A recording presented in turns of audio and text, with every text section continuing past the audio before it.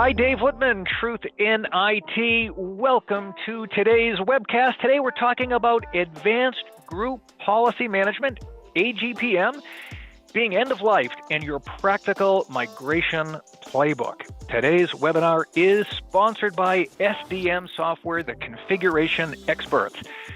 And in just a second, I'm going to be handing things over to Kevin Sullivan. Kevin is Principal Consultant with SDM Software. He's a veteran product manager, almost 30 years of experience in enterprise IT management, half of his career at Microsoft. You are going to love hearing from Kevin. Kevin, welcome. Hello, David. Thank you. I appreciate it. Good to be here. Good to see all of this virtual world that's interested in AGPM, because there are a few things I like to talk about more than configuration management and advanced group policy management.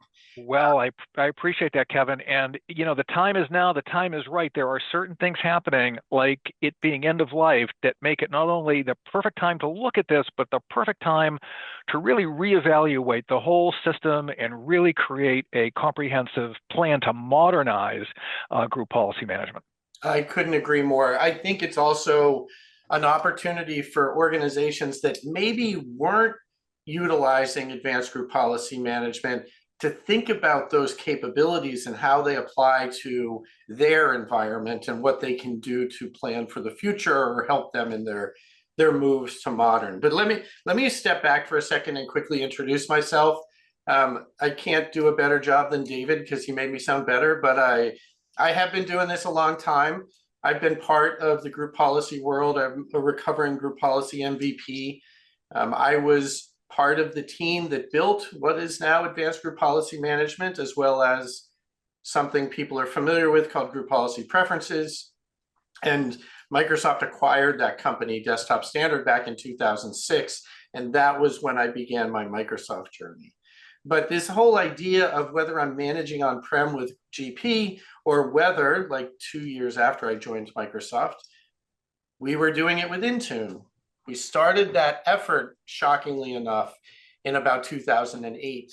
So the Intune journey has been long, and having this background with GP and on-prem configuration management and System Center and all of that helps customers, helps organizations move through to this modern environment, which is ultimately Intune today. All right, awesome, Kevin, thank you. So just to sort of, you know, set the stage here, we know AGPM is going to reach end of life in April 2026, and there remains inconsistencies between group policy and Intune. There's conflicting policies, misconfigurations, and so, you know, with that in mind, if you're an AGPM user, where do we go from here? It's a great question, and it's nice that we have some time, meaning between now and April, to plan for these things. But really, an AGPM administrator is going to be familiar with some of these elements that they need to consider. But I need to look at how am I doing my management today? How am I dealing with conflicting policies and misconfigurations? Am I alerted on those things? If I have internal regulatory compliance needs, what am I doing with GP to address those needs? And then I have to think about how does that translate to my modern environment? And I need to create consistency so that my administrative effort doesn't vary too much from here to there. I build a bridge and I'm doing things in a very similar, consistent fashion. So how am I going to understand my estate? How am I going to understand where I am in time? Through great reporting. I'm going to make sure that I'm not duplicating management efforts between Entra and Intune, possibly, if I'm moving in that direction. And we are going to provide, we've already built some checklists and some walkthroughs just as mental reminders to say, hey, these are the things. At the later part of this webinar, I'm going to go through those things, those buckets or precepts that we want to think about as you're moving away from advanced group policy management. And if we think about the last just 2 years, my last 18 months at Microsoft was consumed with AI. At a time where people didn't really know what it is. I think it's arguable that anyone really knows what it is today. Let's just use that phrase, assume breach. We have to know and believe that breaches are happening, which empowers us to detect and determine what those are and address those. And if you have a breach, if you have a challenge, how do I recover from that? If I push a setting out to 60,000 end nodes and I say, oh, bummer, that was the wrong setting, how do I reverse course on that in an efficient way that doesn't create any downtime for our end users? We need a easy to use and low risk mechanism to be able to say, okay, roll back. We have to do that balance that we've been doing for years, securely productive. We have to make sure as we increase security, we're not impacting our team's abilities to do work. I have an incredible story here. When I first joined Microsoft in the fall of 2006, we had a system that it was called Comp Central, and every component within Windows was in a database and had a name associated with it. And I joined Microsoft, and suddenly my name was the name associated with Group Policy in Comp Central. And a couple of weeks into my tenure at Microsoft, I got a call from the president of Windows assistant, Ken, and he said, hey, Kevin, I understand you're responsible for Group Policy. I couldn't even find my office at this point in my tenure. And I said, yeah. And he said, Stephen wants to understand why the heck it takes his computer so long to log on in the morning. And part of that is we were building capabilities to securely manage endpoints, and we weren't providing the insight to the end user to understand what was going on. So all Stephen knew is his time is money, right? So he's sitting at his desk and he clicks power on, and suddenly he sees a screen that says Group Policy is processing. And if that screen sits there for 30 minutes, you better bet he's going to call the person, or 30 seconds. Sorry, did I say 30 minutes? 30 seconds even, he's going to call the person responsible. I'm just wondering if that's Steve Ballmer. It's not Steve Ballmer. That was a guy named Steven Stanofsky who ran the Windows business. That was in the Ballmer days, though. I have other stories for that. But anyway, another challenge with GP, I think, is a true statement for many organizations. The people who architected and provided the original insights for how we were going to use Group Policy to manage the estate have left the building. So the people who are responsible for that today are likely not the people who built all the Group Policy objects in the first place. And they may not have the insight to understand why, right? So whether I have an organization that's bound by regulatory regulations, by governmental regulatory stuff, or internal governance, or even just simply saying, I want to monitor against drift. Like, here's my baseline, and I'll make sure I understand where we're going. We already talked about consistency, but one additional element of consistency I want to raise here is probably very valid for this team. When part of my world is on-prem in my own data centers and part of my world is in the cloud in this ethereal thing that is managed by data centers by other people, we have to understand the consistency landscape, right? I have to understand that, all right, when I'm on-prem, this configuration change occurred on this domain controller and it replicated to the DCs and across these site links, and I have to understand that framework. Whereas if I'm doing management in the cloud, what does that even mean, right? It's the cloud, right? But where is my tenant located? How are changes rolled out across the way? And this can, for some of us, feel a little threatening. And it's something that Microsoft's been saying, the industry's been saying for a long time. We need to modernize our environment. And when we think about the Microsoft security business, and that's inclusive of Entra ID, Sentinel, Purview, Intune, Defender, right? It's the whole stack of the Microsoft security business. Configuration management continues to be that mechanism to deliver to the end nodes the configurations required to create and maintain a secure environment. So how do I do that in a modern way? What do I get from it? I get additional reliability. I can guarantee the configuration is out there. I can validate. I get additional layers of security. I have the ability to control at different layers, like the container delegation. I have the ability to get as granular as I need to. And there may be opportunities for more, but we have a much tighter secure environment when I think about a modern security environment as opposed to how we worked 20 years ago or 15 years ago. If a change occurs, how do I know that? Who made that change? When did that change occur? Do I need that as a CYA type of thing, or do I need that to write regular reports for internal regulators or for external regulators? What does my governance environment look like, and how does my auditing environment feed that data so that I can say, yep, look, I'm good. And then compliance is sort of the natural next step. Think about these modernizing benefits, and then think about handing that off to AI. Once a human or a team of humans has designed and architected what these bits mean, could I build an AI, a set of agents or an army of agents that sort of look at each individual piece, validate compliance, stamp it, and then make sure that things continue to run smoothly? It's exciting from a nerd perspective. It's horrifying from a robots are taking over the universe perspective, but I believe that this is one of the things that we're going to see a huge benefit from copilots, the security copilot in particular. And we already talked about consistency.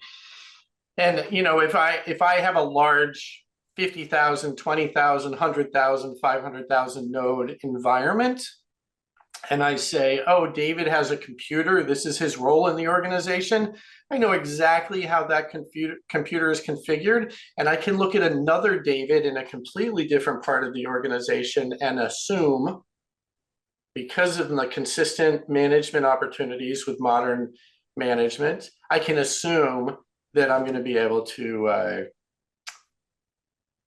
understand the configuration of that remote computer as well. So anyway, some big benefits, and now is the moment, right? Now's the time. And let me know, David, if you have any comments or things you want to chime in on. But no, I guess the only thing that's running through my mind, Kevin, is it sounds like, I don't know, do you just push a button and migrate, or are there things that you need to do to prepare to migrate? I used to have that Staples button on my desk, right, yeah, the easy button. Oh, don't we wish? And we used to, actually, it's funny, because back in the GP day, when I joined Microsoft, we had the conversation about the big red button all the time. And I used to talk about this career limiting configuration change, right? I'm so hesitant to push a button because I know it's going to impact blah. Another great learning I had at Microsoft, sorry to derail, I had someone on my team come in and say, this is weeks after I joined the company, say, oh my gosh, Kevin, we've got this problem with this component that just released in Windows XP. That tells you how old it is. What it's causing all the systems to sort of recatalog the entire systems. It was a Defender component back in the day. And it caused CPUs to spike too. And I was like, well, how big a problem is this? And she's like, in the last 12 hours, we have 1 million reports. Ooh. And I was new to Microsoft. So I was like, oh my gosh, what do I do? And we had this thing called War Room that we could go in and sort of ask for a recall, and we had to defend our request. So I was in this room with a bunch of high-level engineers at Microsoft, and one of the guys said, so what's the impact? And I said, well, so far we've seen about 1 million devices who are impacted. And they're like, Kevin, this change went out to 620 million devices. And it was such an aha moment for me, because it was a scale challenge, right? This is a big problem, but at the scale I'm looking at, it's probably not as big as I think. Yeah. So when I think, going back to what you had just asked, when I think about the moment, we can look at this as a big, huge challenge. We can look at it as annoyance. Oh my gosh, I just wish I had a button. Can I just click something and say, do it? Or we can take a moment and do the right kind of work and do the analytics, look at our environment. And I'm going to walk through 4 stages of this because you don't want to just migrate.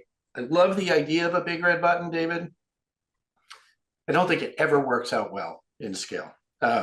Needs humans, thank God, thoughtful humans to get through the process. We don't want a CLCC, a career limiting configuration change. That's right. But when we think about the moment and what we're going to do to modernize, there's cleanup, there's prevention of creating the same challenges we had in the past, in the future. There's a need and a desire to ensure that when we get into this new environment, or as we move into the new environment, we're managing change effectively. And of course, we need to ensure compliance. To me, this slide should have boost security as sort of an overlay. And maybe this is another thing that I learned in my time at Microsoft, especially over the last 10 years. Everything has to start with security. We have to think about working in a secure way. GP, Intune management profiles, this is a mechanism to push security configurations out to desktops. Let's prioritize and ensure that that's the pivotal part. You'll hear GP admins say, oh, but I want to make sure every computer has the right wallpaper in the call center because it just looks good when our investors come by. That's great, not necessarily related to security. So all of these are important. Let's go through them one by one. What does cleanup mean? And another opportunity in the coming time that AI is going to help out here, to be perfectly honest. And for those of you who are deep into Intune these days, or even Entra ID, keep your ears open for Microsoft Security Copilot and what that means and what that's going to provide for you. Some interesting stuff. But as companies like SDM and others determine what are the opportunities of AI for us, how do we build models to ensure that when you query a system, you can see everything? That's a great future look. But what do we have today? We have traditional reporting, the ability to run reports, to do an inventory of changes. One of our tools, when you move a GP out of AGPM into, when you start to deal with that change process, you'll see, all right, these GP settings are completely supported as you move them into Intune profiles. These ones are going to leave gaps. Those reports are critical to take the time to look at and understand, because some of those settings you probably don't care about anymore. Others, you need to find ways to get those configured in Intune. How do I optimize? I want to make sure that those policies that have existed for 10, 15, 20 more years are only moved if they're needed. Don't move junk. Recognize your junk, target it, clean it up, take the time to do that. If you are in the middle of your journey or starting your journey, let's go to Intune. Let's move these things into Intune profiles to provide that consistency and get you using a single pane of glass for all of your management needs. Configuration management for some organizations is the last workload that they flip over to Intune. This is a metaphor that we've used in the config management environment a lot.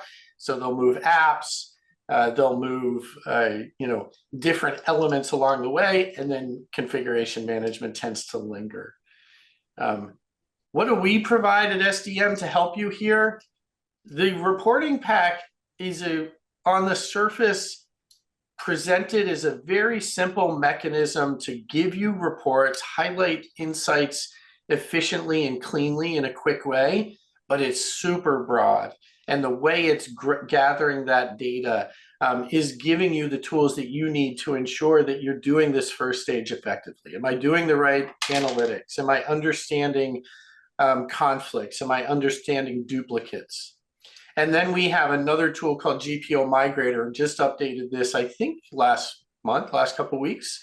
But that is that tool that's allowing your GPOs to migrate either to other GPO environments or to Intune, and you're going to be able to manage change that way. One of the many, or in this case, two of the many solutions at SDM. So clean up, step one.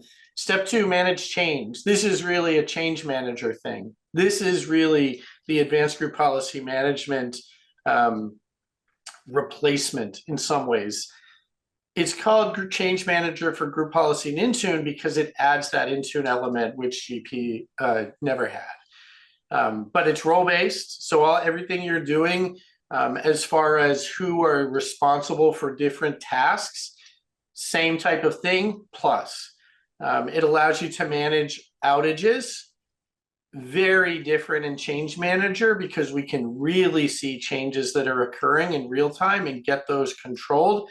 As opposed to in AGPM, you are sort of working in the live environment in a way. Even though you can check out GPOs and make your changes offline and push them in, once you push them in, it's live. So in Change Manager, we have a lot more flexibility. And then also what users are impacted by all of this configuration, and is the cloud change impacting productivity? Now, let me step back and add a little bit of reality here. When I think about a user in an Intune managed environment, in a modern only environment, that computer is communicating to a service, and that service is able to tell it what changes occur. It happens on a very specific schedule defined by individual components, completely orthogonal to GP. Because in GP, when everything's on-prem and talking to domain controllers, that's pretty efficient. But when you're working in the cloud, it's a little bit different. So you have to change your mindset and set your expectations a bit differently when you're dealing with change processing in a cloud perspective. Again, managing change, approval-based workflow, role-based access control, scheduled deployments of changes, rollbacks, administrative over containers. These are all incredible capabilities that SDM is going to continue to drive through Change Manager for GP and Intune. But step one, clean up. Step two, create your management environment. Step three, watch it and make sure it's working. And if you need to, add an element of validation. So I need to see changes are occurring. Who's making those changes? When are they being made? How are they moving out? I need that visibility for me in IT, but I also need that visibility to be able to share insights to stakeholders or maybe external auditors. So auditing is important.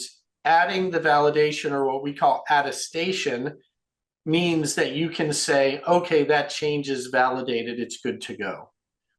It allows you to certify that the GPO is still valid, even though it may not have been touched in a while, right? Being able to attest to, nope, I still need that. And create that flow, that business process that says, let's check this stuff as we move along. So again, step one, clean up. Step two, manage. Step three, watch what's going on and validate along the way. And step four, the pièce de résistance, is really compliance. So how do I ensure that configuration that I define as an admin is actually getting out there and is reflected on the end nodes? Because if Kevin writes a policy document that sits in a cloud service or sits on a domain controller and no one processes that, how do I know that I'm in good shape? I don't.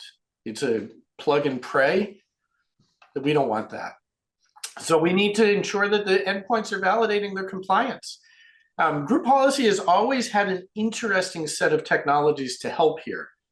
One is called RSOP reporting. We had modeling reporting, and you were able to say, oh, let me see what this device looks like, and it'll show you the GPOs that are applying. But we also had the endpoint validation that said, this is my actual configuration, and can I compare that into the administrative intent? Hugely important. And then reporting continues to be an integral part of all of these different pieces. Group Policy Compliance Manager is the tool that focuses on that set of scenarios that allows you to look at everything through a single pane of glass so that you can see your multiple domains, you can see all of your health and security settings across your desktops and servers. So real quick, clean up and optimize. This is our moment, this is our time. AGPM is going away, or I want to make sure that Intune is less problematic than I had in my GP days. So that's a lot of Kevin talking, David. That's awesome. No, it was great, Kevin. This is who the audience came to hear. So why don't we do this? I know that your colleague Danny has put together a short demo for us. So why don't we roll to the clip, and we'll be right back.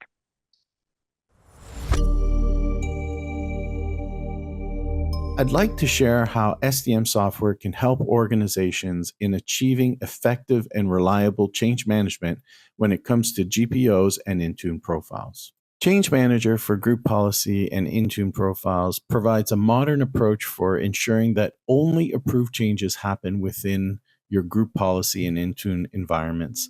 It provides a strong defense against unwanted or unexpected changes compromising environmental security. And it does give you a single console for on-prem hybrid environments as well as Intune profile management. And we also added a built-in utility to migrate history and backups from AGPM to CMGPI. When you first log into the web UI, you're presented with a dashboard. Here you can quickly identify the status of your GPO management environment. Change Manager helps strengthen the security and governance by letting administrators assign specific roles such as product administrator, break glass, GPO creator, auditor, and approver. And in version 1.9, we've added the ability to optionally enable the deployer role for a third level of review to provide even greater oversight and control. Some roles are assigned globally, and other roles, such as approver and editor roles, as well as deployer roles, are assigned on a per object basis for GPOs, Intune profiles, AD containers, as well as administrative containers. The new restricted settings feature gives you precise control over which policy areas within a GPO can be edited by a GPO editor. For example, you can prevent an editor from changing security settings in a GPO while still allowing them to configure other policy areas, ensuring greater control and protection over sensitive configuration. CMGPI also keeps track of all changes done within the product, as seen in the menu option entitled Audit Log. The settings menu allows you to configure default approvers, require comments at object check-in, and also be able to enforce naming conventions using regular expressions. So, for example, if I enable a specific expression here, I can verify that it works, save it, and now that is my new GPO naming rule. Under the Alerting Settings tab, you can configure a default email or distribution list for system alerts. You can also configure a Teams connection setting so that you can be notified via Teams on different actions, approve, check-in, check-out, and so forth. Now let's log in as an editor. As an editor, you have a set of objects associated with you. You can check out, edit, and perform change control operations on these objects without affecting the production version. You can view differences between current and prior versions, history of changes, and more. Another key difference between AGPM and Change Manager is that Change Manager allows you to manage containers, such as organizational units. You can link additional GPOs, enable or delete links, and control block inheritance. You can also roll back a change. So in this case, I have deleted a GPO and I want to go back to the previous version. So I'm going to roll back the change, approve the change, and deploy the change. Now, I wanted to show you how the same change control process applies to Intune profiles.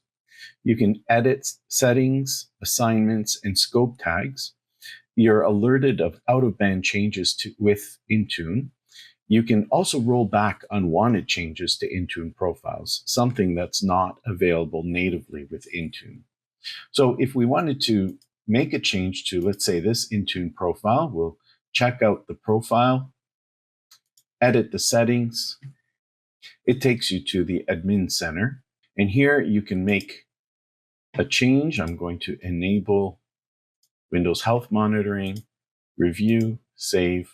Once done, simply close the window, check in, enter the ticket number. We can see we're already alerted that there was a check-in and it's waiting for approval. I'm just going to simply approve this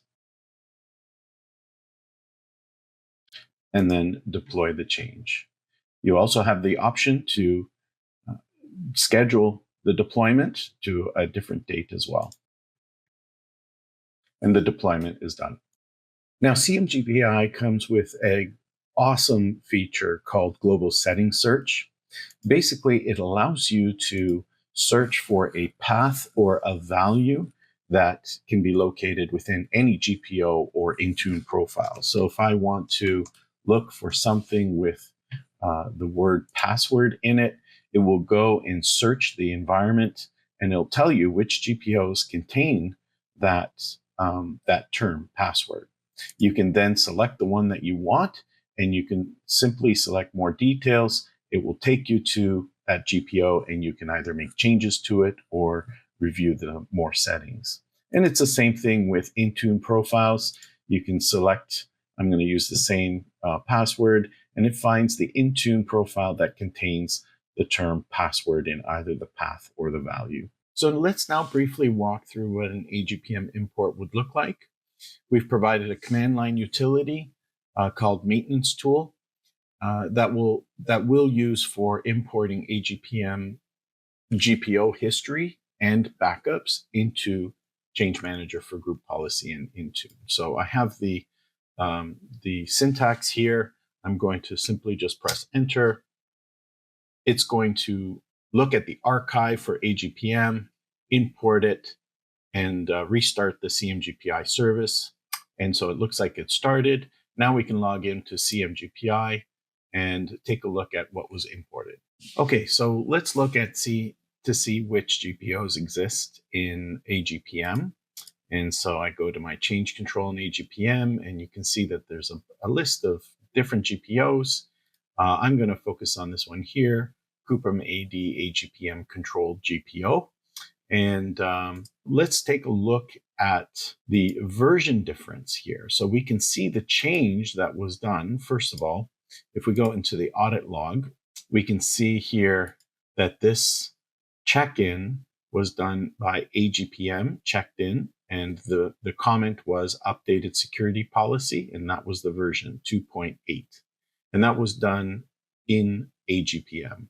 So now if I go to my objects, and I go to that GPO, which is the Cuprum AGPM controlled GPO.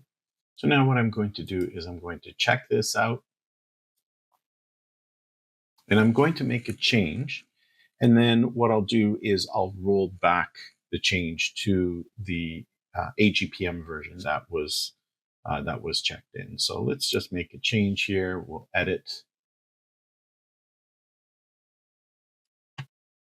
I'm going to make a change to the account lockout policy here that we made in AGPM. So I'm going to just not define this, and because it really shouldn't be in this GPO. So now I've removed it, and now I go back to the group policy, and I can check it in. And what I'll do is I'll put my ticket number. I will approve this change. And now I'll deploy the change, and I'll deploy immediately. So now if we go back into, if we go to GPMC and take a look at the settings natively, so we can see here security settings, account policies, account lockout policy, and it's not defined. So that change was undone from what was done in AGPM. And so we see that it's actually been done into production. So now let's say I wanted to roll back the version of this GPO back to the AGPM version. So we removed the account lockout policy. So let's go back to version 2.0, which would be the AGPM version. Now we're going to submit it.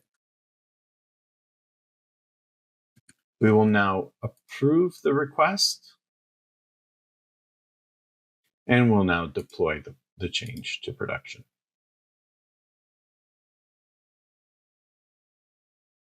So now if we go back into GPMC, we want to take a look at this natively. We can take a look at the same GPO. We'll edit it to take a look at the policy to make sure it was rolled back correctly. So we go to security settings, account policy, and lockout policy, and you can see that the restore of the backup that AGPM created has been completed successfully. And so now this has been rolled back to the version that was in AGPM. So we've highlighted just a few features that can be found in Change Manager for Group Policy and Intune. There are so many more features that are available. I've listed just a few here. Support for SSO using Entra ID users and groups. We have a powerful PowerShell interface, which includes about 85 plus commandlets within the module. We have the ability to assign GPOs, containers, and Intune profiles to an administrative container to create a virtual container for delegation aligned to business or operational needs. And we also have the ability to restore deleted GPOs. We've added support for installation on Windows Server 2025. Change Manager also supports SQL Server or Azure SQL. And as you noticed in our demo, we have the ability to define the severity and of a change ticket number in the check-in dialog. And then finally, Change Manager does come with high availability, so you can deploy Change Manager in a highly available environment. All right, Kevin, pretty cool. Very interesting. Anything you want to follow up on the clip, and we'll then take things forward. I think Danny always does an incredible job walking through our products. He is deep into them and understands all the nuances. So thanks, Danny, for that. But I do want to circle back to Change Manager, for Group Policy and Intune. This is the solution that we have built and continue to develop to address not only AGPM end of life, but provide those things that Microsoft wasn't able to get to that customers needed.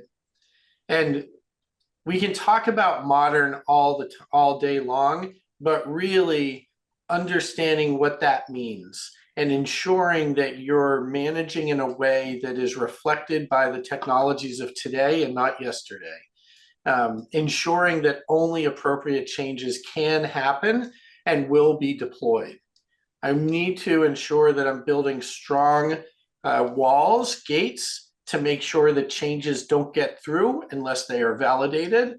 And I need to do it in an efficient way. The screenshot is really great. And it's funny, as a product manager, I think sometimes I get tired of this metaphor, but man, everyone wants a single pane of glass.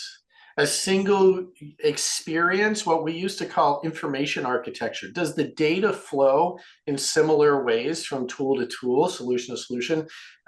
There's some consistency here with UI across this screenshot and some other tools that you're going to use. So I think that's super helpful. And then also, you've done a lot of work potentially if you're an AGPM shop, and you don't want to lose that work. Change Manager is going to ensure that all of that history can be migrated and all of those previous changes can be migrated and acknowledged as you move down this path. So Change Manager, really worth a look. If you're going to find different ways through this webinar and others to reach out to us, but it's really, really worth your time. I always try to put my faith in the vendor. Do I believe that SDM is doing the right things and building the right capabilities to create a securely productive environment for me as I continue on this journey, train up new young people who are taking over my job? Anyway, I love this product. I love what SDM has done with it, and I'm so excited to see where it goes. So that's where we are. Sort of a lot to cover in a short time, but hopefully people walk away with some good insights. Okay, I'm sure they did, Kevin. Really appreciate it. I know, like we were talking about in the sidebar, yeah, there are so many configurations and so many radio buttons and drop-down menus and, sometimes disconnected sort of interface looks between the different products that it can be overwhelming. Man. David, back in the day when we first started looking at Intune, and literally it was an Excel spreadsheet with a couple hundred scenarios. One of the developers, who's now a lead engineer over at I think Recast Software or something like that, he had built this prototype for 3D buttons. So he had like those levers, those old school levers in the UI that as you clicked, it created dynamic actions. Thankfully, a lot of that stuff didn't get through, but it was super cool. Oh my Lord. Yeah, I mean, just having done some of my own configurations in Entra and Microsoft 365 and some of the other modules and admin locations. Oh my Lord, it can be really complicated really quickly. So okay, so let's get to a handful of questions and then we'll close things out. So Kevin, this question came in: how long will the migration take if we have, say, 1,000 GPOs? I think this is one of the areas that I have found people are most surprised by. So when we point the system to AGPM and we click go, 1,000 GPOs are going to move super quickly. We're talking, we're counting in minutes, not hours. So when you get to an environment where you have 1,000 GPOs is actually a lot, arguably, but there are more. I've seen organizations with 4,000. You're probably going to build this process that says, I'm going to move these in this rate. And you're never going to have a performance issue if you're talking about 100, 200, 300 GPOs. But if you're getting 1,000, you're getting back to what we talked about earlier. Do you want a big red button, or are you being more purposeful in how you're moving this stuff? So don't worry as much about the performance, even though it's incredible. Really take the time to make sure you're moving the right stuff to the right place. Okay. So 2 more questions, Kevin. So let's take this one. What are the main differences between group policy settings and Intune settings, and why are some not supported? I wish we had an hour for this question, to be honest, because this is like mapping the journey of my career. So group policy is structured with this set of what are called client-side extensions. And each one of those client-side extensions defines the behavior of a certain area of configuration: security, administrative templates, local users and groups, whatever. So each one of those developed and designed their own way to deliver configuration. They wrote all that data into a file, stored on a domain controller, replicated, and then got down to when Intune began. And let's make sure this is super clear. I do have a lot of experience with Intune. I was there from the beginning. I've been there for many years, but I am not the de facto source on everything that is true about Intune. So some of this is just Kevin's experience. Intune was never designed to be a replacement for a configuration manager. It was never designed to be a replacement for group policy. It was designed from the ground up to provide a cloud-based mechanism for managing devices. With that said, there are going to be gaps. You're going to have settings in group policy that you've relied on for whatever reason that don't exist or aren't represented by what are called CSPs in Intune or in Windows management. Is that setting defined in a CSP that can be delivered and configured through Intune?